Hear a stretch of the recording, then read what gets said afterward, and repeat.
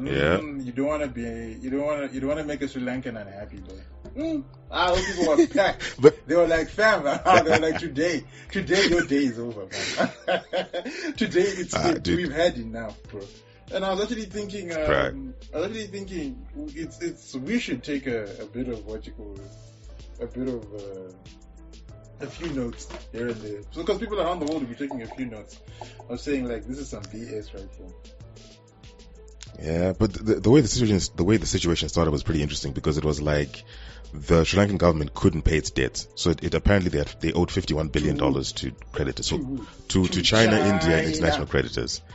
To China. and guess who borrowed the 51 billion knowing they couldn't pay back? China. Those dudes. I respect their hustle, though. I respect their hustle. Yeah. Yeah, because they're always out here trying to always out here they've always got an angle. It's like that homie where he says, "Hey, bro, you're going through a tough time? Don't worry, I'm a payday money lender." You know, like, really, I know. You can pawn your wares to me. Don't worry, bro. 30% only. You're going through a hard time. Come on, man. Sell me your TV, everything, man. I got you. You know, easy money. Yeah, 1, 2, 3. Yeah. Dude, then they'll repo your country, because remember what happened to Zambia? I think they had to like give up their airport or something, because they couldn't pay back the Chinese loans. And it's wild, because I was at Harare International Airport a couple of weeks ago, dropping off a friend, and they were rebuilding the airport. And I looked at it, I'm like, this is something that Zimbos can't afford. What happens when we can't pay back? Like, we're literally going to be in a position where China's going to be like, bro, listen.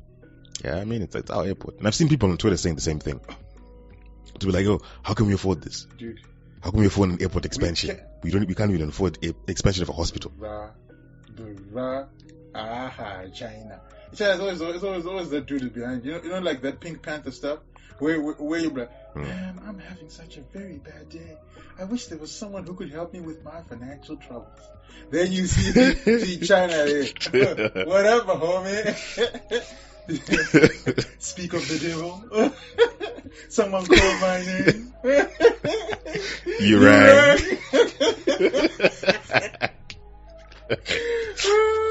Exactly. And they're like, oh, yeah, you're going through a tough time.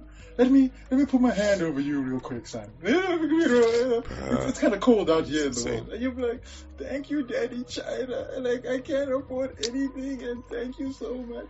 Like, I think, but I like what the Kenyans did. The Kenyans said, F that. And that's the attitude you must have. Like, they created, if I remember correctly, they created a railway from, like, a huge ass railway line from A to B, whatever it was. It cost a couple billion.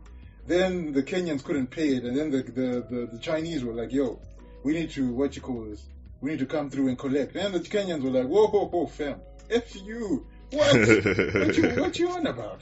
That's madness. So at least these Sri Lankan guys are like, because the politicians are the ones that put the country in that bad situation.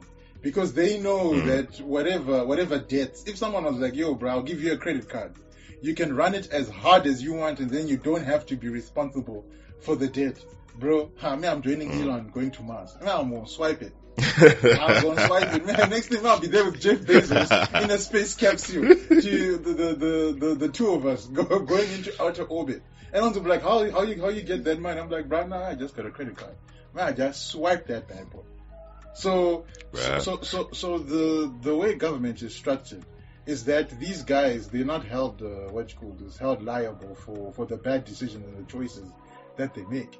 And then on top of that, you got a homie with his bags and bars of gold. Did you see the clip where the homie's like bars of gold and his suitcases? Okay, he's got suitcases, but you know, typical dictator stuff. I'm stereotyping with his bags full of gold, getting on the military ship and ducking out. Yeah, man, it's so disappointing to see.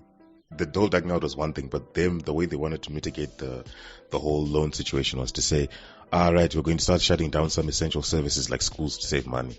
And I'm like, dude, Why would you shut down schools to save money? We're going to start cutting down fuel or petrol and diesel to non-essential services, and people are actually queuing for those essential services.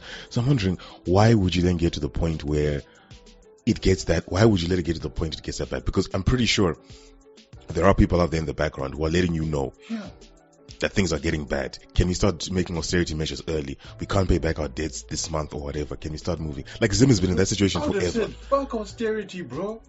We are defaulting on that bitch. Oh, like straight. That's a defaulting.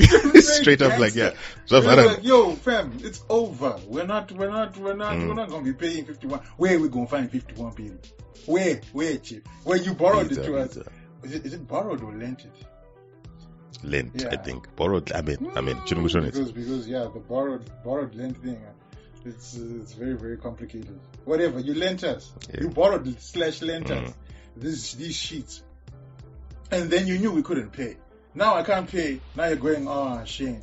Yeah, I put what you call this. I spent all that money on a gold toilet. What am I going to do?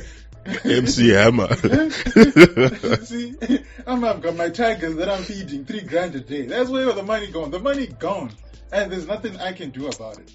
But at least I liked the clips where like the people, man, they ran up that presidential palace. They were in the kitchen drinking champagne, chilling on the beds, and going, you know what? This 1% effort, right? They disrespect the people.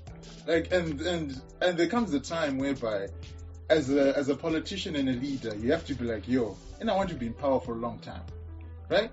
So let's eat, right? But let's make the pie big, because if you give people education, healthcare, steady job, a little bit of drinking money, nobody's gonna cause problems. Everyone's gonna be like, I'm alright. Why should I die in the street?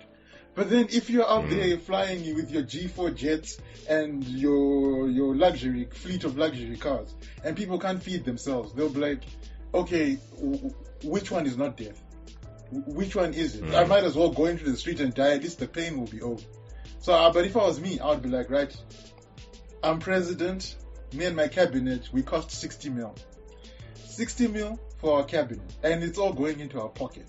The other taxes, the other 4 billion, 5 billion of taxes that come in, we're going to put it in the right place.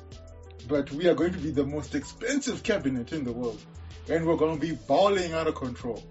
But then there's enough for what? For you guys as well to get. That's the thing.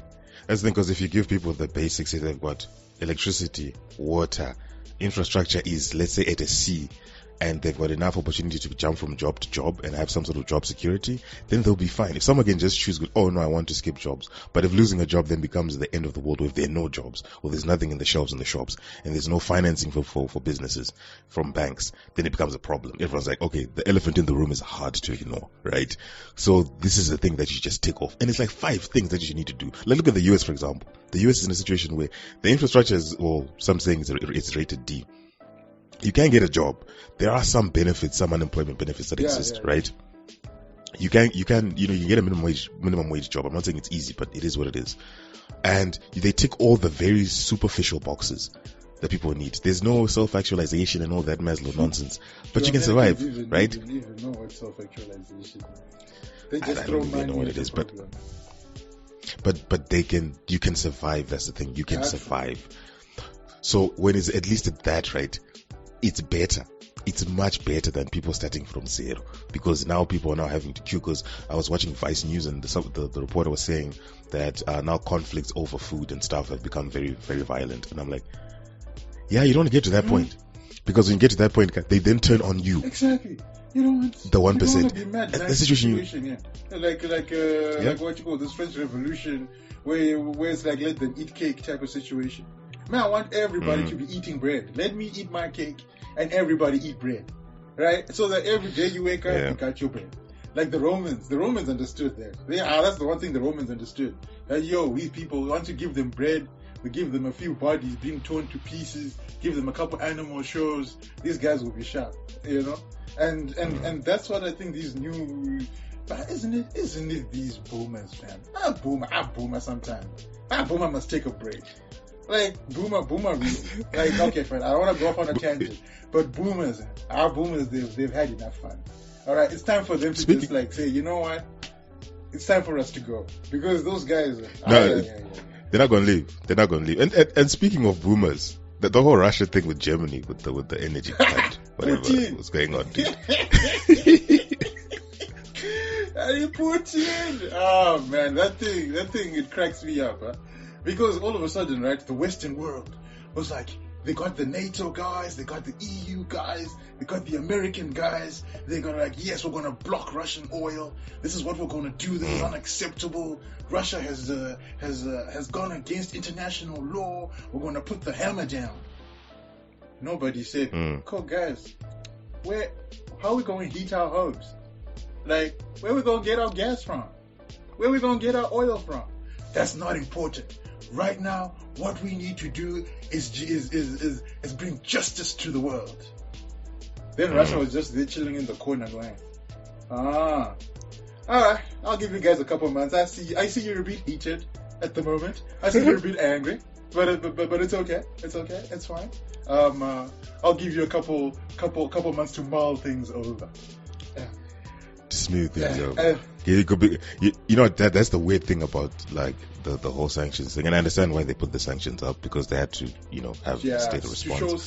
But the way the world is interconnected now, you rely on your worst enemy for something. Like US and China don't like each other, but when it comes to manufacturing, China relies on the US because the China's standards of manufacturing are cheaper. Now, if you get into a situation like, for example, people were saying after the invasion that China was going to invade Taiwan, for example, had that happened, right?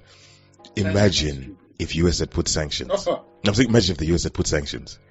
It would have been a tinderbox. Russia is actually a better example because, you know, Russia is just, you know, oil and gas and natural resources. But China now owns a bunch of stuff. I think most of the banks. Exactly. And to produce them in the US would be so much more expensive. The price of the iPhone. Billy Bob there. Yeah, Billy Bob.